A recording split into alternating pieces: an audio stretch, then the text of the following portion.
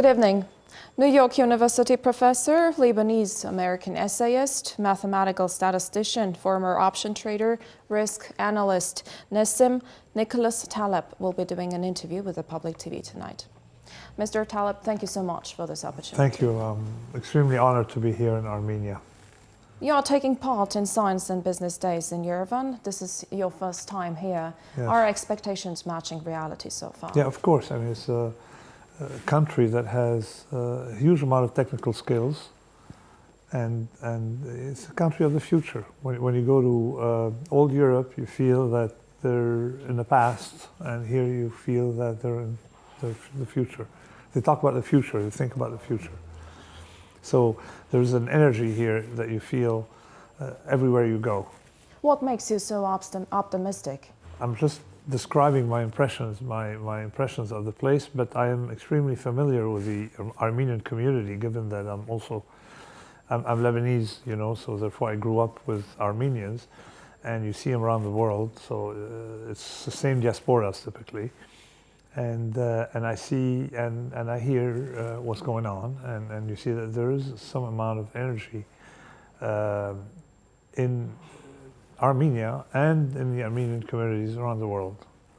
In spite of current events, you know, the shrinking of Armenia, but the prospects are huge. Education levels are very high. People are extremely skilled. Feels good to hear that from a university professor, especially a New York University professor. Mr. Taleb, thousands of writers write books and go unnoticed, but your Black Swan and Antifragility are an irrefutable success. Okay. What's the story behind it? The fact is that I went from practice to theory rather than going from theory to practice. I was a trader for a certain number of years, doing scientific trading, but I was a trader. Instead of learning stuff in the books, first I learned, you know, by doing.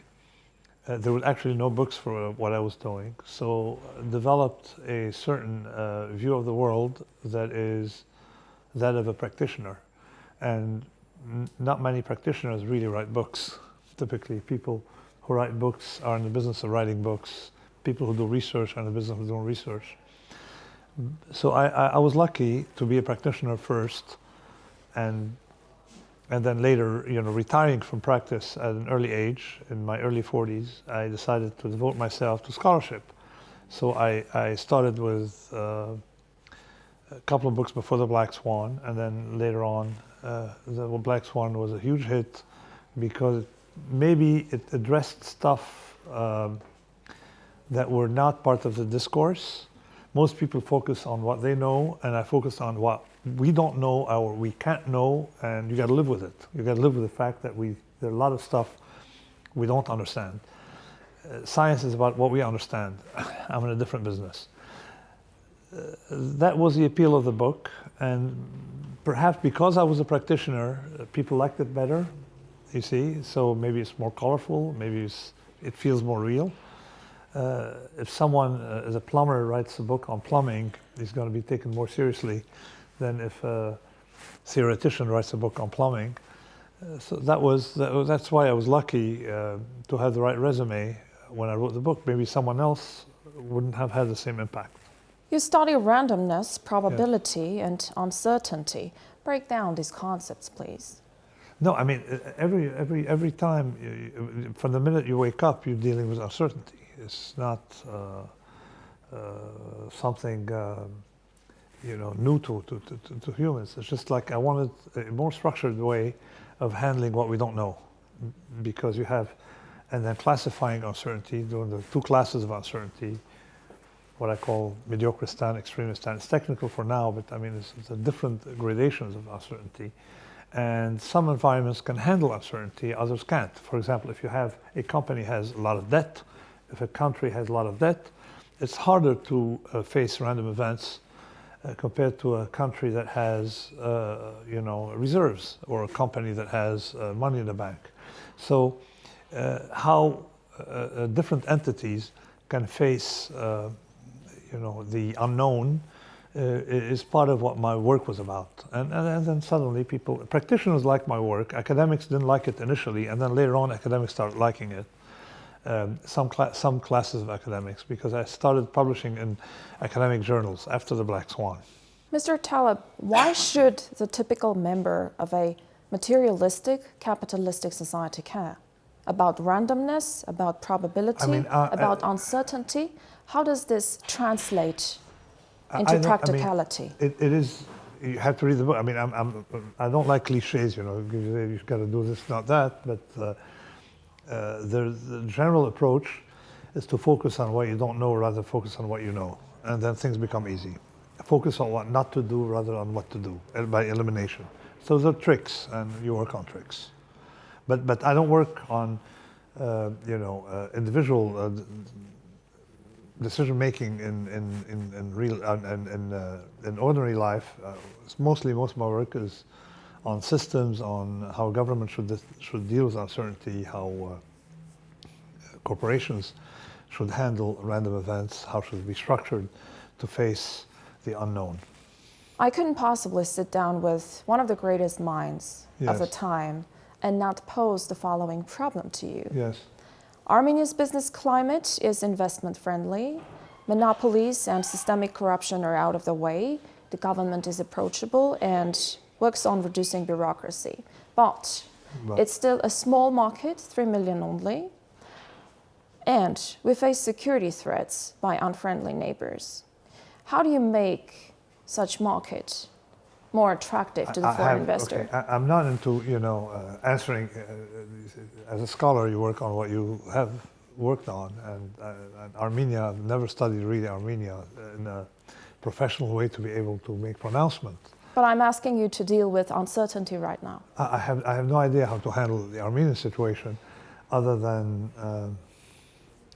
to keep working hard. But I can't on improving your GDP, because you have had huge growth.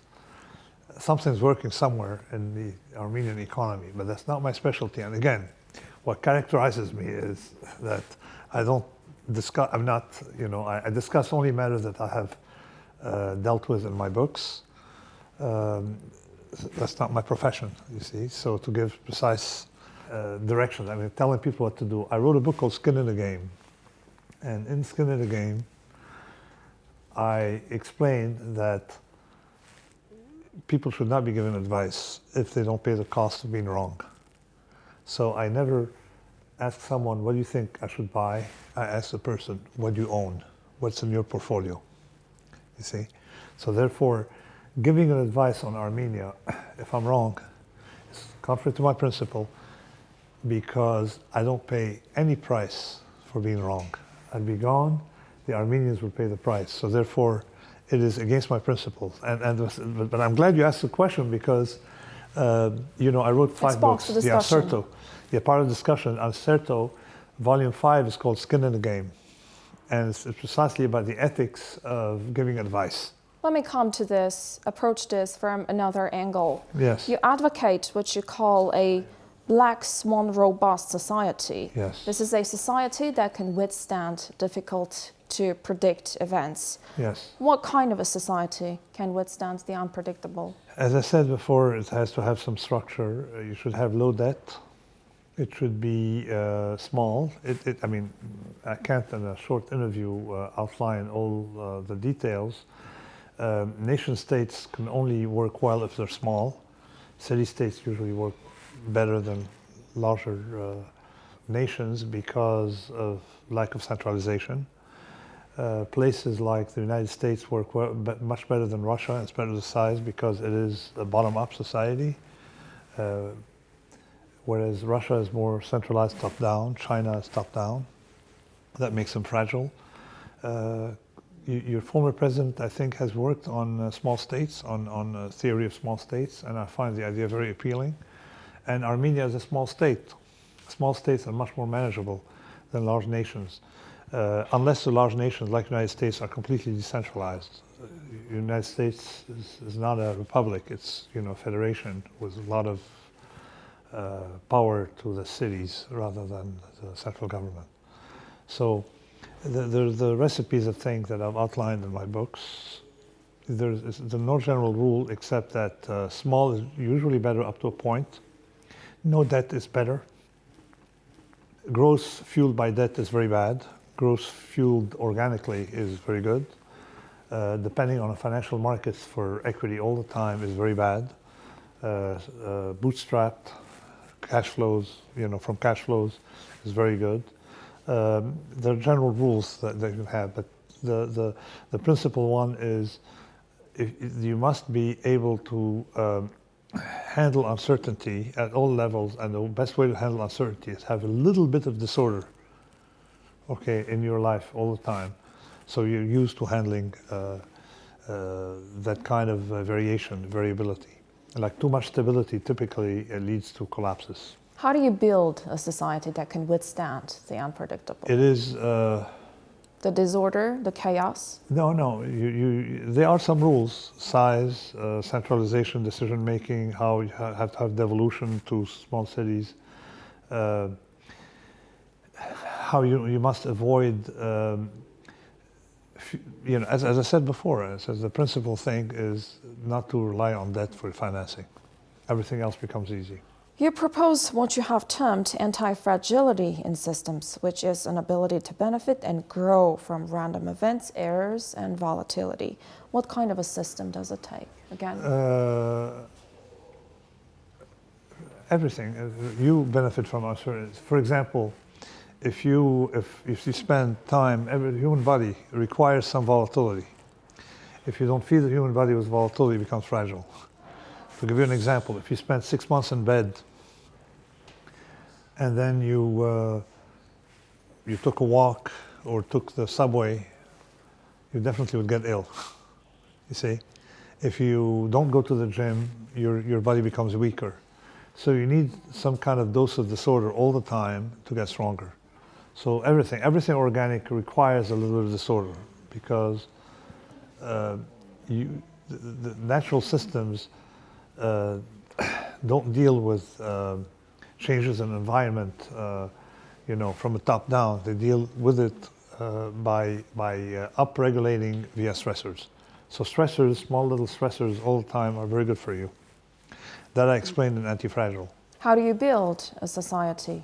As I said before, that can stand. You asked me before. I told you have to be robust by avoiding debt and having no centralization.